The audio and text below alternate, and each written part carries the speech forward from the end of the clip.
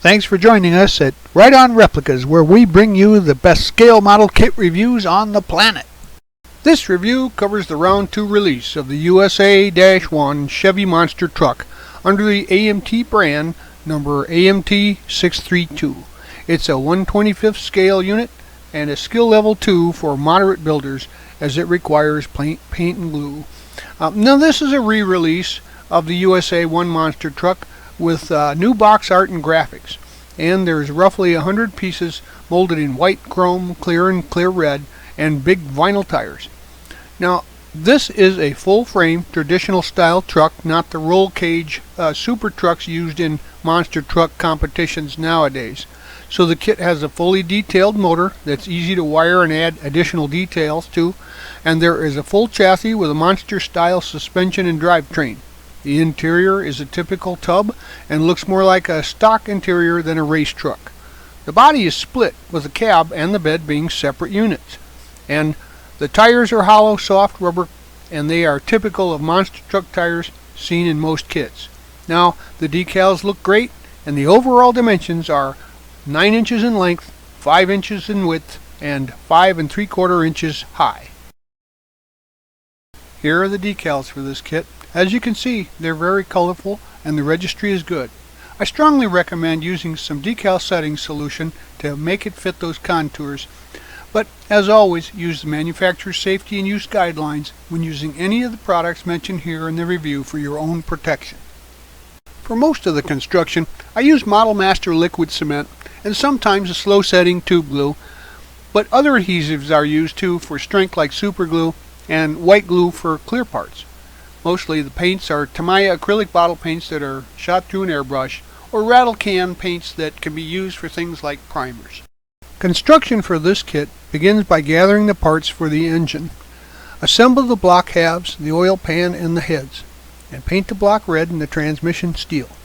Now paint the carbs copper, and the belt is flat black, the oil filter is orange, and the starter is black with a copper solenoid.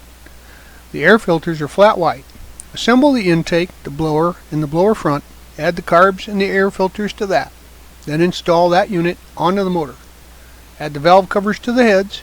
Install the motor's front cover and add the belt. Then install the starter and the oil filter. I wanted to add some realism, so I made a small distributor out of some small wires, electrical wires, and some plastic tubing. And there's a lot of these available though to purchase if you just want to buy one. But first drill out the hole for the shaft, for the distributor shaft, and install it with super glue. Then you drill out the locations on the cylinder heads where the plugs are. Cut a small piece of jewelry tubing, 2mm, for the boots and slide it onto each wire. Then install the distributor with some super glue and slide a wire into place and then the boot at the hole, and then use some super glue to glue them into place. For additional realism, you could use a wiring diagram you can find on the internet to make this wired properly, and then install the headers into place with some super glue, and then add the header collectors to the tubes. Get out these pieces to start assembling the chassis next. Install the transmission mount crossmember, assemble and install the transfer case, and then paint the whole unit flat black. Paint the fuel cell and the transfer case aluminum, and the winch cable is steel colored, as is the drive shaft. Now install the motor and line up the drive shaft, sliding it into place. Now we'll gather these parts to assemble and install the front suspension. First assemble the axle halves and the gearbox halves and paint that gold, and paint the leaf springs. Attach the axle to the leaf springs. The traction bars are black and the shocks are red with silver, and the drive shaft is aluminum. Now attach the axle to the chassis and install the drive shaft. Add the traction bars from the frame to the axle. Then add the shocks in place on the axle and frame. Now we'll assemble and install the rear suspension by assembling the axle halves again and the gearbox halves. Paint that gold and paint the leaf springs black. Attach the axle to the leaf springs and the traction bars are black, shocks are red with silver, drive shaft's aluminum, and attach the axle to the chassis and install the drive shaft to that. Add the traction bars from the frame to the axle, then put the shocks in place on the axle and frame. We're going to jump ahead here from the instructions and assemble the wheels and tires. I move this up because I'm able to install the tires on the completed body and without the chance of damaging the body then when adding the tires. So the rim fronts and backs are painted white and install the hub centers into the front rims. Note that the tires are directional and the front rim hole is smaller than the rear rim mounting hole. So this makes installation easy, but the tires also have an A or B on them for location on the truck. Install the rims into the tires and glue them together. Now install the wheels onto the chassis with treads facing like this direction and just snap them onto the axles. So turn her back over and you'll have a rolling chassis to complete your build. We'll start the interior next, and the exterior of the tub is painted flat black with maroon on the inside of the tub. The seats are maroon also. The boot and the shift knob are flat black on the shifter, and the interior highlights are done in black. Install the seats and the shifter. Now get these parts out of the kit and install the instrument pod to the dashboard. So far, this is a great kit, but the instrument panel doesn't come with any decals. So I went on the internet and just typed in 88 Chevy truck instrument panels, and guess what? Popped up some photos. Just print them out with an inkjet printer, size them up, put a little piece of clear gloss tape over it, cut them out, and you can glue them on with some white glue later.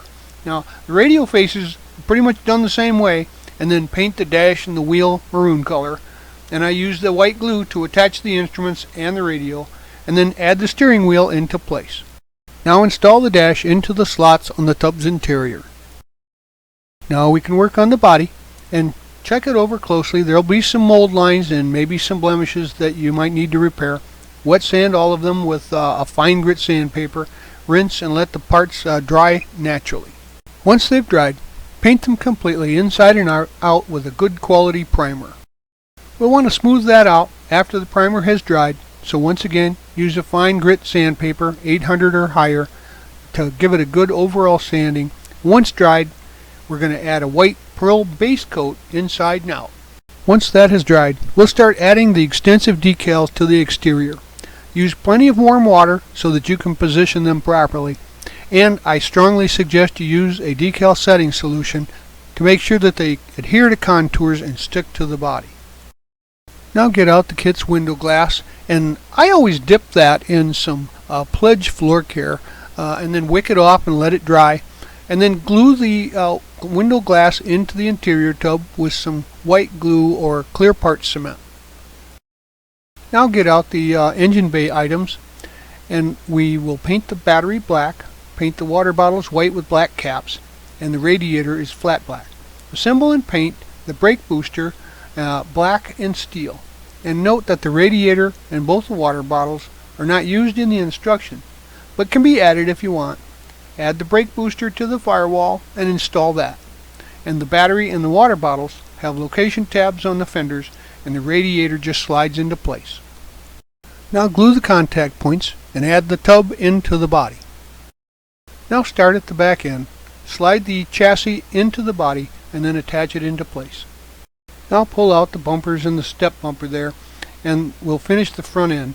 Assemble the bumper and the bumper top plate and attach that to the frame. Paint the inside area of the grille flat black, and the emblem is red. Now apply the light decals for the marker lights and the headlights and install the grille to the body.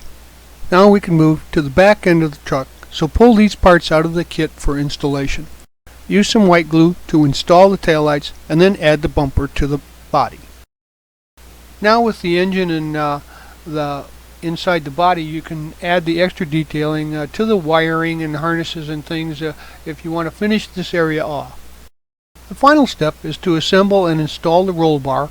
The light lenses are clear and they're installed into the bezels with white glue. Assemble the roll bar and the rear supports, then add the lights and install that into the bed of the truck. Install the side mirrors to the doors too. Because there were multiple versions of this kit released, you'll find some extra parts left over. Well, there you have it. These USA-1 kits have always been fun builds. The motor assembles nicely and looks good. The fit is tight and the chrome's not overdone. With a little wiring and aftermarket goodies, you could make this a great looking kit. The chassis is straightforward, and it's more like a stock truck than one of the newer monster trucks.